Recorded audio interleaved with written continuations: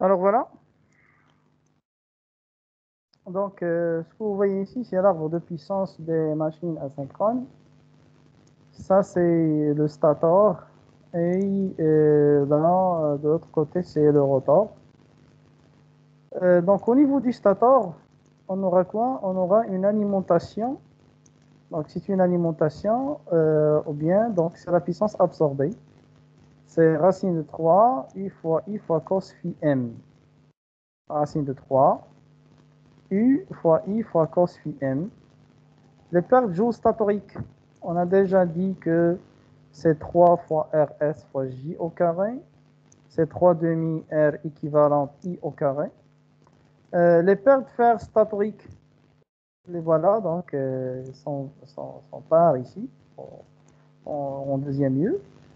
Ce qui reste, hein, donc là, normalement, on aura les pertes fer, donc pertes fer statoriques, les pertes joule statoriques. Donc après ces pertes-là, ce qui reste de P1, c'est la puissance transmise au rotor. Alors la puissance transmise au rotor est égale à là, ici c'est le couple électromagnétique de la machine fois oméga S avec oméga S, c'est 2pi ns. 2pi ns. Vous connaissez à ce que ns, normalement, ns, c'est quoi ns? C'est ns, c'est pas N5. ns, c'est F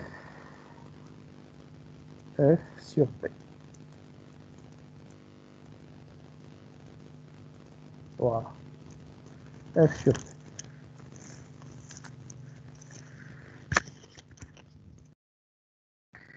Alors, donc ce qui reste de P1, c'est la puissance transmise P1 moins PFS moins PJS.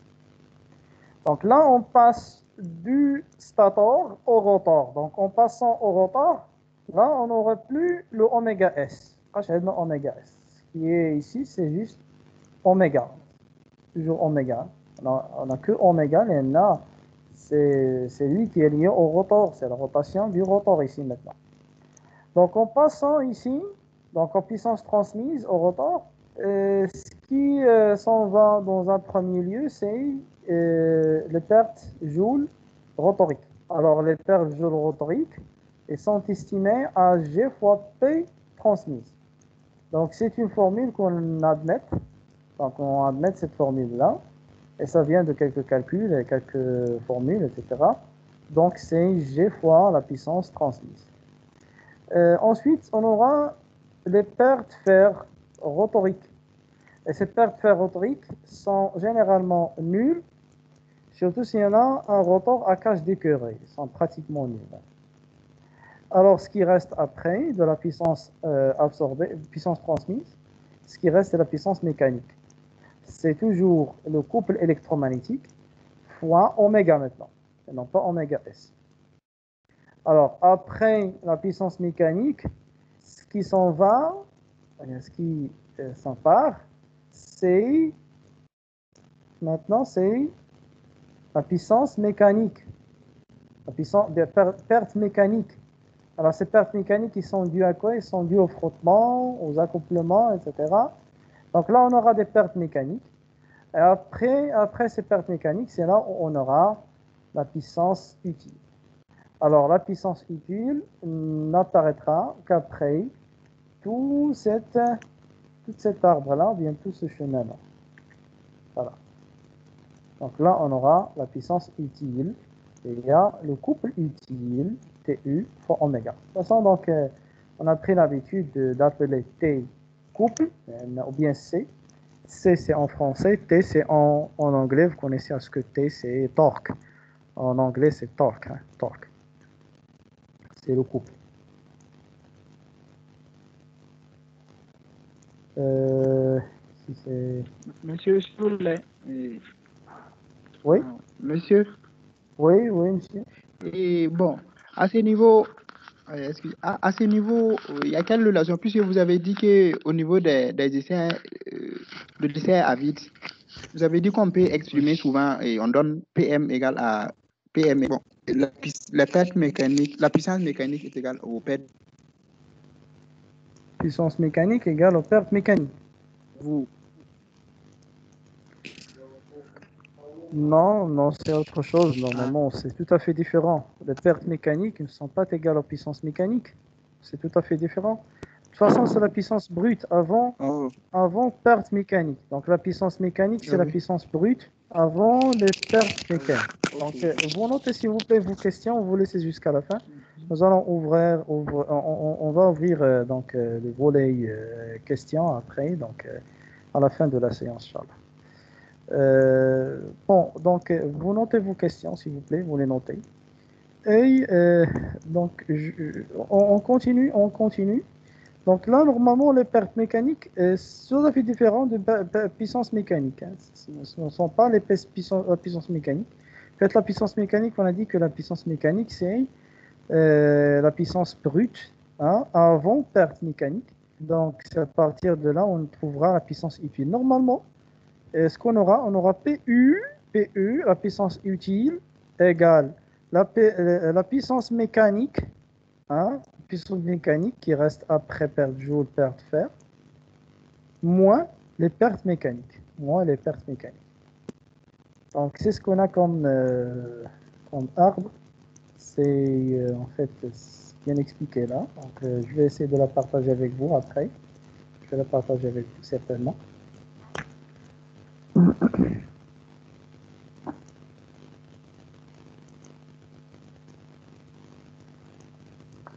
Alors, donc, on revient.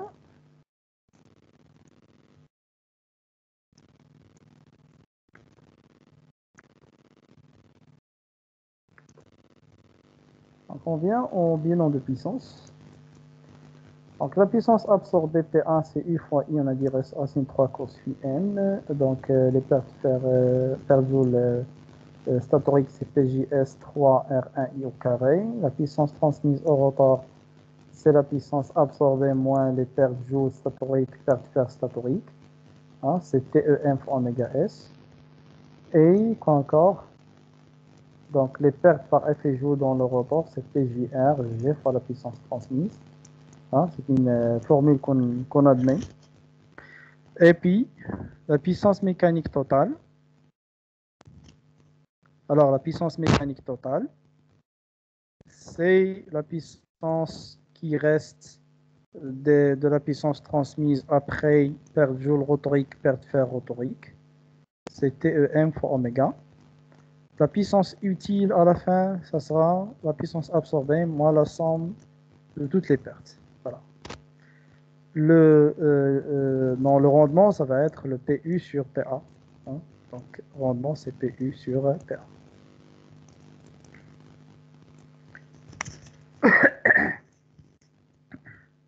Alors, expression du couple.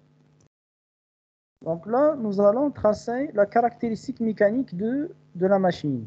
La caractéristique mécanique est très importante comme caractéristique. Nous allons la tracer maintenant. Ça veut dire que nous allons tracer quoi? Nous allons tracer le couple électromagnétique en fonction de la fréquence de rotation. Donc on trace le couple électromagnétique en fonction de la fréquence de rotation. Alors qu'est-ce qu'on a ici? Au début, donc on utilise le modèle. On utilise le modèle équivalent. Là, vous voyez ici le modèle. Donc ce modèle-là, on l'utilise.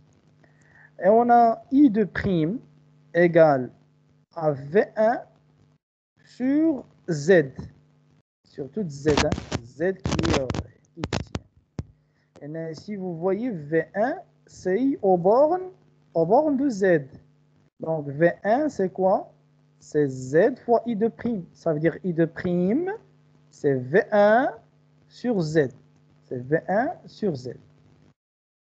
Alors Z est égal à quoi? Est égal à racine 3, c'est Z, racine carrée, pardon, c'est l'impédance, c'est l'impédance au module, c'est racine carré de R carré plus X carré, c'est L oméga.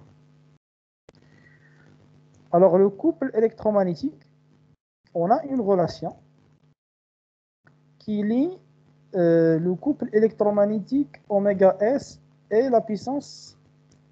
Ici, ça ne va être que la puissance transmise. Donc, c'est la puissance transmise.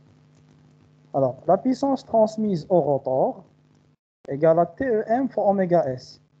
C'est pour cela que TEM, c'est la puissance transmise au rotor sur oméga S. On a une relation entre la puissance transmise au rotor et les pertes joules rotoriques.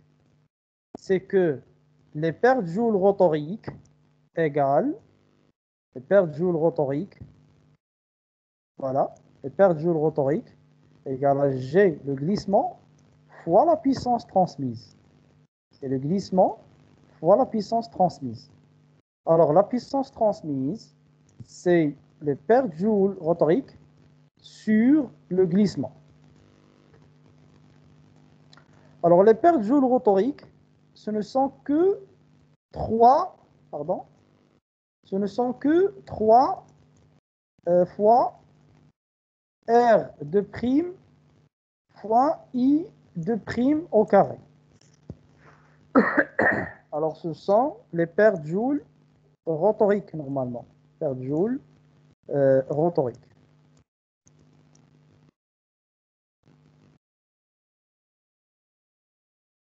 Alors, c'est 3 fois R de prime.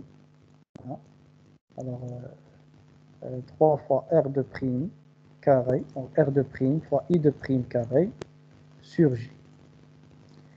Alors, on aura ici 1 sur oméga S. Donc là, on remplace I de prime par cette formule-là.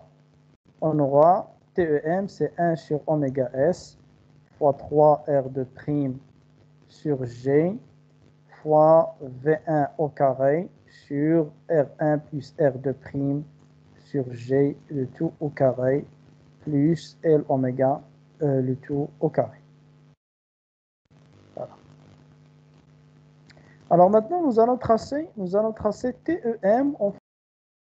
Ici, vous voyez, il s'agit d'une fonction f de x, bien f de g, f de g. Donc nous allons étudier cette fonction-là. Et en étudiant cette fonction, on aura cette forme. Donc là, en traçant la fonction, on aura cette forme-là. Donc vous voyez ici, c'est le TEM en fonction de G. C'est la même formule qu'on vient de voir.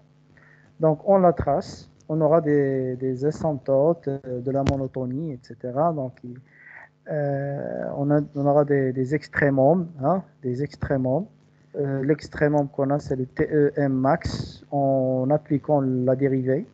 Donc, en appliquant la dérivée, etc., donc on trouvera le max ici, etc.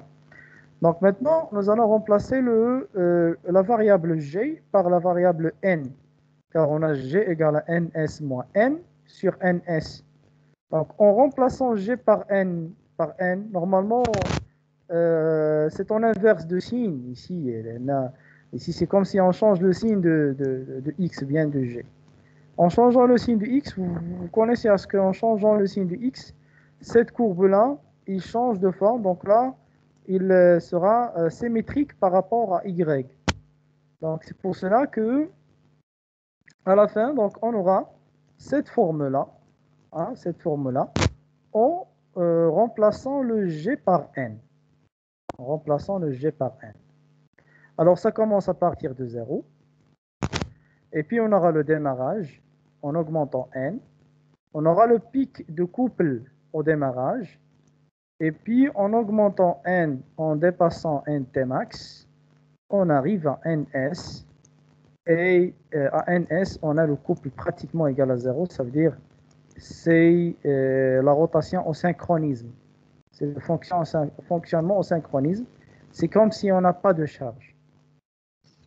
Donc, là, vous voyez, donc ici, c'est le couple de la machine.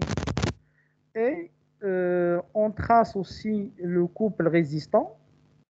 Ça dépend de quoi? Ça dépend de la forme de la charge. Alors, ça peut être une charge centrifuge, ou bien ça peut être un élevateur. Donc, Donc ça dépend de quoi? Ça dépend de la charge, une masse, hein, s'il s'agit d'une masse. S'il s'agit d'une machine, par exemple, broyeur, etc., convoyeur. Donc, pour tout, on a un type de... Voilà, donc on a un type de couple résistant. Donc ici, le couple résistant, c'est constant. Et il s'agit pratiquement d'une masse à élever.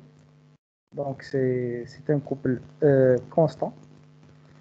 Et pour avoir cette forme-là presque semblable à une droite, il faut la condition V sur F. Alors il faut la condition V sur F constant. Donc si V sur F est constant, on peut considérer comme si cette partie-là, fonctionnement stable, c'est comme si s'il s'agit d'une droite comme ça, donc inclinée. Alors que ce n'est pas une droite, mais c'est la partie de la courbe qu'on vient de voir, donc de la fonction qu'on vient de voir. Mais pour l'assimiler à une droite, il faut que V sur F soit constant. Alors, ce qui peut faire ça, donc ce qui peut réaliser cette condition V sur F constant, ne sera qu'un onduleur. Vous connaissez à ce que l'onduleur, il peut varier la valeur efficace et la fréquence d'une tension. Et puisque l'onduleur, surtout l'onduleur MLI ou bien PWM, ça permet de varier la fréquence et la valeur efficace de la tension de telle façon à ce que ce rapport-là soit toujours constant.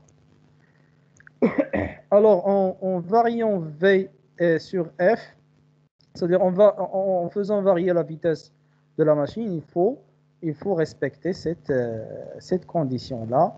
Et cette condition ne se respecte qu'en utilisant un onduleur. Et c'est pratiquement le variateur de vitesse des machines asynchrones.